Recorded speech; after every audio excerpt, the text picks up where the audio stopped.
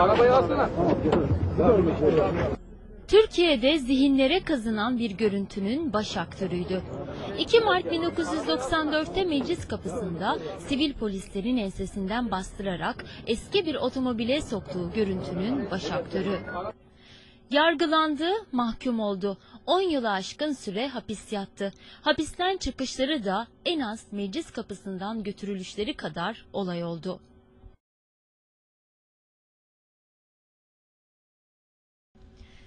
...25 Temmuz 1955'te Mardin'de doğdu. Babası mal müdürüydü. Siyah beyaz televizyonda Petrocelli dizisini izlerken avukat olmaya karar verdi.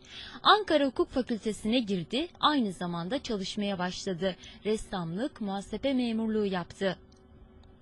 1981'de Cizre'ye avukat olarak döndü. İlk aldığı dava bir kaçakçılık dosyasıydı. Ardından siyasi davalar geldi. Ankara'da bir ofis açtı. Evlendi, 5 çocuğu oldu, suikast girişimlerine uğradı, birkaç defa evi bombalandı. İnsan Hakları Derneği'nin Cizre temsilciliğini yaptı. 1990'da Fehmi Işıklar'la birlikte Halkın Emek Partisi'ni kurdu. Halkın Emek Partisi %10'luk ülke barajı yüzünden SHP ile seçim ittifakı yaptı. Bu ittifak Orhan Doğan'ın da aralarında olduğu HEP'li vekilleri meclise taşıdı.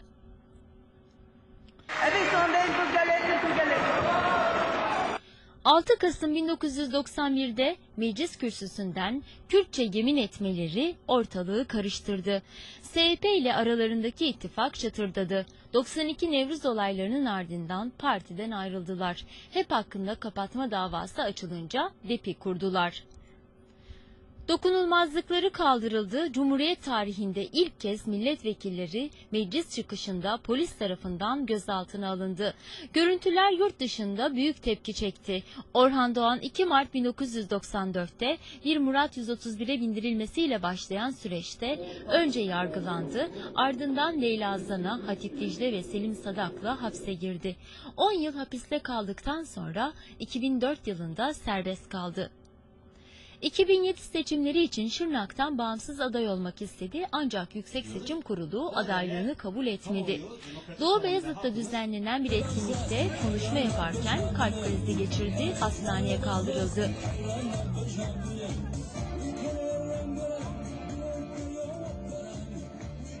Önce beyin ölümü gerçekleşti, ardından mide kanaması geçirdi. 5 gün yoğun bakım ünitesinde kalan Doğan, sabah saat 7 sıralarında hayatını kaybetti.